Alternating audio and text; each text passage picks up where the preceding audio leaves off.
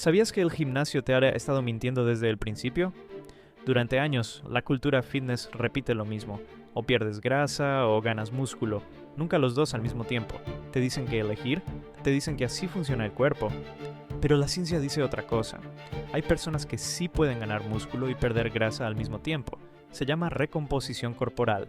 Y no es un mito. Es real, y tiene nombres concretos. Los principiantes que empiezan a entrenar por primera vez, las personas que vuelven después de una pausa larga, quienes tienen un porcentaje alto de grasa corporal, para ellos el cuerpo responde diferente, usa la grasa como energía para construir músculo nuevo. Los estudios lo confirman. No es magia, es fisiología.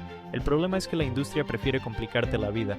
Un ciclo de volumen, luego un ciclo de definición, meses perdidos, resultados lentos. Si eres principiante o estás volviendo a entrenar, no esperes.